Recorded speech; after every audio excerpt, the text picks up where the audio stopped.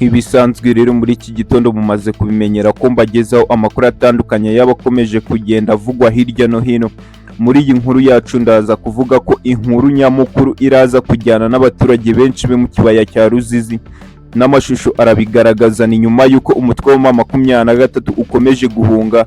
Abo baturage nabo batangiye guhunga bakurikira M23 mu rwego rwo kugira ngo bakomeze kubona umutekano, ariko kandi kuri iyi nshuro ntago barimo guhunga gutyo gusa, ahubwo barimo guhungana n'utwabo twose n'amatungo yabo yose. Ni amashusho menshi agaragaza abo baturage bahungana n'inka zabo. Ayo makuru turaza kuyagarukaho mu buryo burambuye. Gusa ku munsi w'ejo Sebarundi yagiranye ikiganiro kirambuye n'igitangazamakuru Jeune Afrique. Ni muri icyo kiganiro havuzwemo byinshi, nibyo rero ndaza kugarukaho ibijyanye n'umutwe w'abajenosideri wa FDLR. Ese Sebarundi niki yawuvuzeho? Hari ibijyanye n'uko ng'igihugu cy'u Rwanda gishaka kumutera, yongeye kumvikana bivugaho.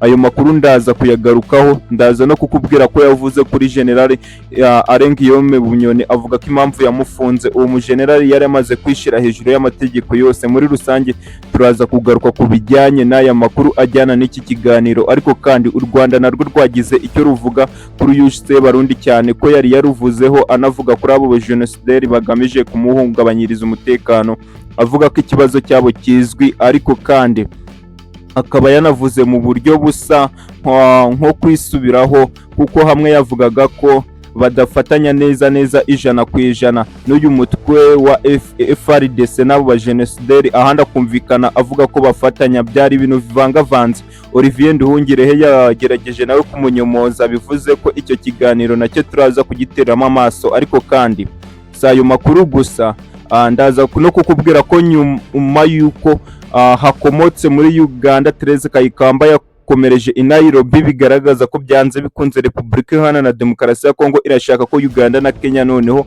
bongera kunga ubumwe, nyuma y'uko hagiye havugwa ibirego bitandukanye, harimo n'ibijyanye Uganda yarashinjwe gufatanya na M23 na Kenya yagiye ivugwa kenshi. Kuri ubu ngubu ni Gisekedi Kirombo ushaka kugarura uwo mubano. Ndaza no kukubwira ko AFC M23 igenzura Goma ku bufatanye n'igihugu cy'u Rwanda bafashije impunzi 350 z'abanyarwanda kongera gutahuka mu mahoro. Ayo makuru rero ndaza no kuyahuza n'ubundi nicyo nafata nk'ipiganwa rikomeje hagati ya Kinshasa na Kigali mu gushakisha amajwi cyangwa se ababashigikira mu matora ateganyijwe mu mpera z'uyu mwaka, aho tuzamenya ugomba guhagararira umuryango w'ibihugu bikoresha ururimi rw'igifaransa. Nyakubahwa Perezida w'igihugu cy'u Rwanda ni muri urwo rwego yohereje ubutumwa mugenzi we w'ibirwa bya Komari amusaba kuzashigikira Louise Mushikiwabo. Nayo makuru muri rusange tugiye kuba tugarukaho mu buryo bwihuse. Reba hasi handitse subscribe kugira ujye ukomeza kuba uwa mbere mu kubonera ku gihe inkuru zacu. Ndagira ngo rero munyemerere aya makuru yacu tuyahere mu kiganiro Sebarundi yagiranye n'igitangazamakuru Jeune Afrique. Nyuma y'icyo kiganiro havugiwemo byinshi, reka bimwe muri byo tubigarukeho. Nk'ubwo ngubwo Sebarundi akaba yavuze ko kwisanga imbere y'ubutabera kwa Arengiyome Bunyoni wahoze ari minisitiri w'intebe w'iki gihugu bifitanye isano no kuba yaramaze igihe kinini cyane yitwara nk'uri hejuru y'amategeko. Bunyoni ndabanza nkwibutse ko yabaye minisitiri w'intebe w'Uburundi kuva mu mwaka wa 2020 kugeza mu mwaka wa 2022. Ni mu gihe kandi 2015 kugeza 2020 yari minisitiri w'umutekano imbere mu gihugu cy'u Burundi kuva 2005 kugeza 2007.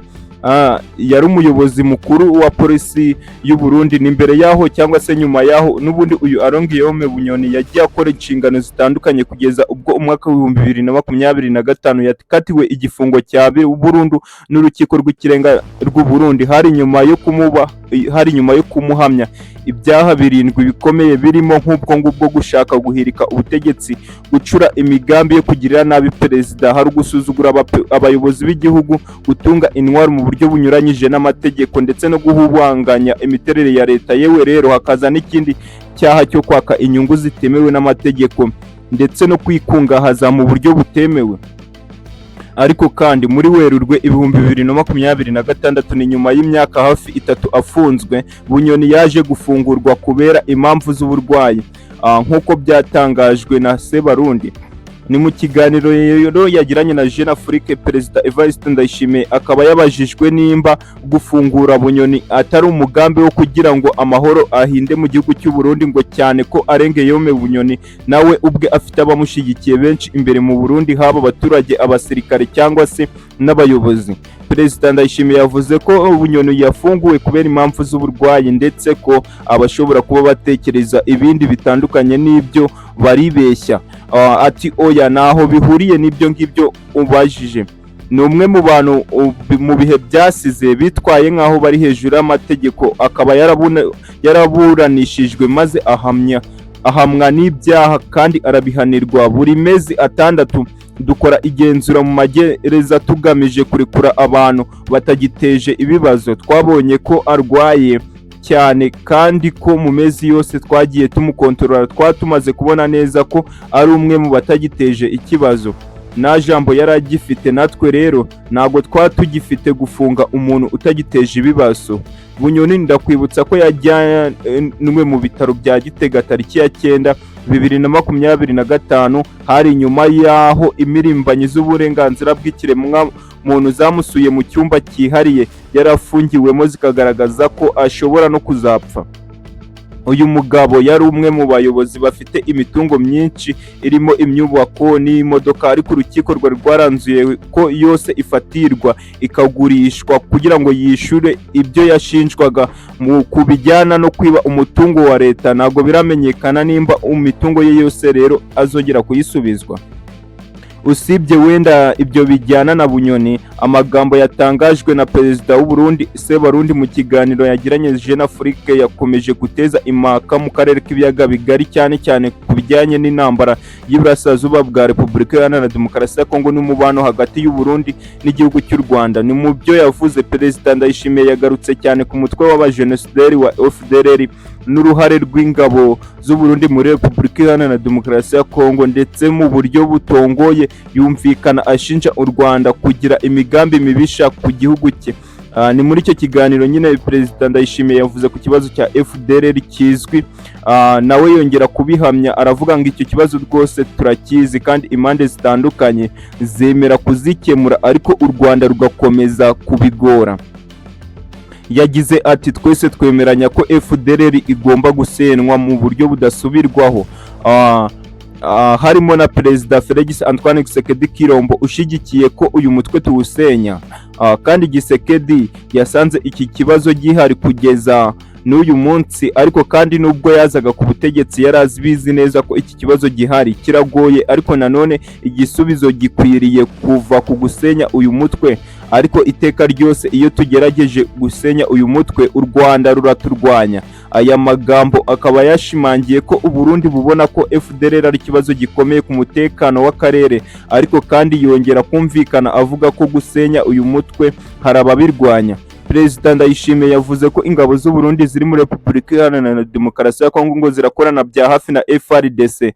Yagize ati uyu munsi abasirikare bacu bari munsi y'ubuyobozi bwa FARDC, nibo bohereza abasirikare bacu aho bakorera, natwe nyine tugakomeza gutanga ubufasha. Iri jambo ryafashwe nk'iryemeza ku mugaragaro ubufatanye bwa gisirikare hagati y'u Burundi na leta ya Kongo mu rugamba bakomeje guhanganamo n'umutwe wa M23 mu burasirazuba bwa Repubulika Iharanira Demokarasi ya Kongo, ariko nanone byongera gushimangira ko ingabo z'igihugu cyemewe na Loni zirimo gufatanya n'imitwe yitwaje intwaro, harimo n'imitwe yashizwe ku rutonde rw'imitwe yitwaje intwaro nk'umutwe w'abajenosideri wa FDLR, cyane ko bizwi neza ko bafatanya n'ubundi muri iyi ntambara n'amaraporo menshi ya Loni yagiye abyemeza.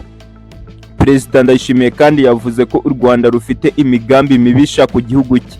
Ibi byongeye kuzamura umwuka mubi hagati y'ibihugu byombi, ni mu gihe umubano wabyo umaze igihe n'ubundi urimo agatotsi, ahanini bijyanye n'uko ibihugu byombi bishinjanya gushyigikira cyangwa se gucumbikira abagerageza guhungabanya umutekano w'iki gihugu.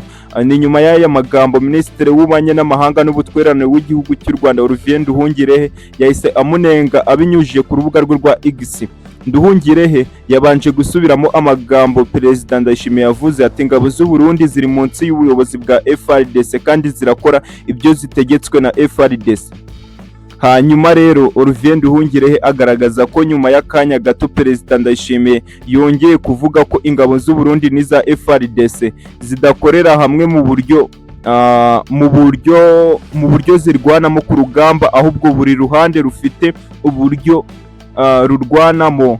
Aha Sebarundi akaba yari yanavuze ko nyine ingabo z'u Burundi zifite ibirindiro byazo kandi zifite uburyo zirwanamo, ariko nanone hejuru yari yabanje kuvuga ko FARDC ariyo ibategeka aho bagomba kwerekeza, cyane ko uyu Sebarundi yagezaga aho ngaho ko barwana bari munsi y'amategeko ya Repubulika Iharanira Demokarasi ya Kongo. Ni mu buryo rero bwo kunenga ayo magambo Olivier Nduhungirehe akaba yanditse ubutumwa bugufi ariko nanone bukomeye agira ati uwumva abyumve uko ashaka, ariko ahangaha Sebarundi akomeje kwinyuramo.